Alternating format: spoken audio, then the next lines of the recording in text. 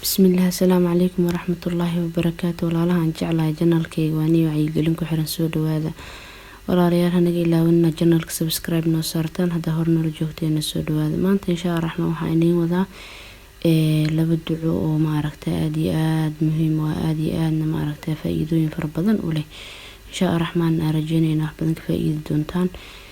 intiina taqaan way taqaana intiina aqoon insha Allah raxmaan waxaan rabaa inaan idin la wadaago mar walbana aan waxyaabaha maaragtaa aan idin la wadaagay waxa waay wax maaragtaa aniga aan haddii cunno ahaan lahayd iyo haddii ahaan lahayd adkaartaan ama talooyinka aan maaragtaa janaalkayga sheego mar walba waxay u badan yihiin waxyaabo ama waan dhihi karaa gidi ahaantood waxay yihiin waxa aniga maaragtaa nafsadeeda ku tijaabiye maxaa yeelay ma jecli waxa aan maaragtaa aan aniga sameynin maaragtaa in idinka idin soo gudbiyo taasna ma fiicno maxaa yeelay ilaahay yaa maaragtaa naga reebay in waxyaabo aanan anaga sameynaynin maaragtaa inaan dadka aan u sheegno ama aan dhahna sameeya. marka insha Allah raxmaan labadan duco horta waa laba duco maaragtaa aad iyo aad muhiim u ah.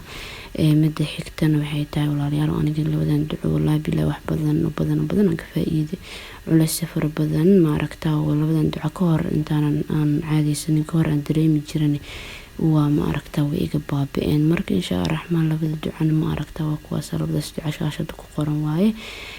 labadan duco marka aniga afka ka sheego horta midda koowaad waxay tahay ducadan uu nabiyullaahi maxamed sallallahu alayhi wasallam labadiisa wiil uu ahaa xasan iyo xuseen maaragtaa uu ku magangelin jiray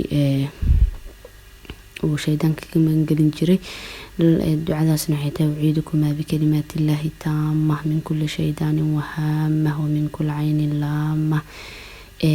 adkaartaas ama ducadaas waxaan sameeyaa horta waxaa fiican adkaarta ilmaha hadii horta adkaartaaniiti si ahaanba horta maaragtaa ilmaha aan ku aqriyaa tan maaragtaa hadda idin sheegayo ducadan horta maaragtaa ilmahan ku aqriyaa ilmahana shaydaan ilaahay kaga magan gashtaa.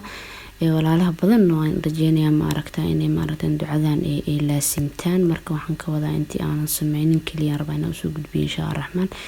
marka ducadaaniiti horta adkaarta sideeda banaan borto waxaa wanaagsan ilmaha yararka in la baro haddii yihiin ilmo rooroon maaragtaa oo wixii qaban karo. haddii ilmo yaryar yihiin waxaa fiican inaad adiga ku dul akhrisid oo aadan marnaba ilaawin. marka ducadan waxaan sameeyaa ani ilmahayga ilmo rooroono hal midaa maaragtaa kari karaan isleeyahay mise labadaasna waxaan isku dayaa inaan xifdisiiyo ayaga maxaa yeelay iska gaagaabay wayna fudud yihiin. marka tan horta ani waajibkayga tahay inaan ku magangeliyo oo anaa ku dul aqriyo labada xilliba subaxdii habeenkii. laakiin midda kale ku xigto bismillaahi tawakkaltu cala allahi laa xawla walaa quwwata illaa billah taasna waxaan maaragtaa ciyaalkayga labada rooroonna waan baray oo maaragtaa ayagaan xifdisiiyey.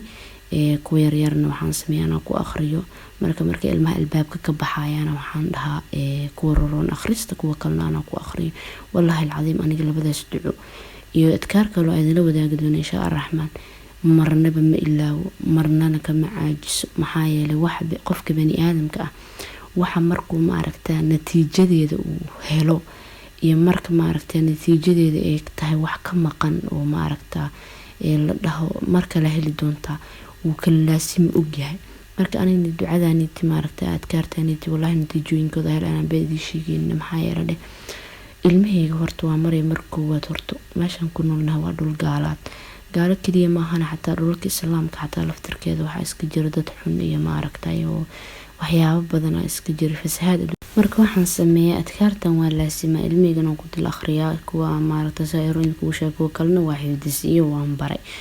marka walaalahay intaan adkaarahan aan daa'imin ka hor horta waxaan dareemi jiray culays fara badan waqaasatan dadka dhulka gaalaad maaragtaa ku nool baa arintan ila dareemi karay hooyooyinka fara badan ee maaragtaa qurbaha ku nool arintaa way la qabaan oo aan dareemaya. marka arintaas wallaahi horta maaragtaa arintaas oo ah ilmihii magaala ka qaadan doonto maxaa lagu dhihi doonaa maanta iskuulkii aadeen xanaanadii aadeen maxaa lagu soo sheegi doonaa. markii aan adkaartan laasimo wallaahi been idiima sheegayay horta walwalkaas waa iga baxay. waa koob midda labaadna wadankan aniga muddo cabaaran deganahay cabaarkaasna weli ma arag gaal ma aragtaa xitaa maaragtaa wax aan i cabsi geliye maaragtaa idhaha ma arkin kadib inta adkaartan laasima sheegaya. marka taasi waxay tahay inaan natiijadeedii aan helay. waxyaabaha natiijadeeda aan ku helana waxaa kamid ah aniga si ahaanbo adkaartan markaan akhrinayo wallahi si dhab aan maaragtaa u yaqiinsanahay, waxaana aaminsanahay ilmahaygaasiti maadaama ilaahay uu dhahay adkaarta markaa guriga ka baxaysaan akhrista, tanna ay tahay mid ciyaalka maaragtaa looga magangelinayo shaydaanka iyo maaragtaa cayntii iyo ishii wixii lamida. marka waxaan aaminsanahay in ilaahay sidaa uu ii yiri maaragtaa yaqiin dhab ah ee wallahi qalbigayga ku tahay. marka waxaa ogaataa in maaragtaa adkaaraha aad akhrinaysid inaad natiijadooda heshid. waxyaabaha kaa saacidi kara waxay tahay mataqaana waa inaa waxaysan ka ahayn waa la yiri iska yiri, hal aqriyaa la yiri iska aqri, waa inaysan ka ahayn, waa inay wixii kaa tahay wax maaragtaa si dhab ee qalbigaaga ugu jira u rumaysan tahay. cunugayga waa baxay, ilaahayaan ku ammaanaystay, ammaanada ilaah asaab shalay siiyey, maantana asaan ku ammaanaystay. bas marka ilmahayga aniga wax iga gaarayo haba yaraatee ma lahan, gaal maaragtaa isoo daaqili karana maba lahan. saa ilaahay ii ballan qaaday, ilaahayni ballanqaadkiisa iyo yabohiisa waa dhab soo maahan.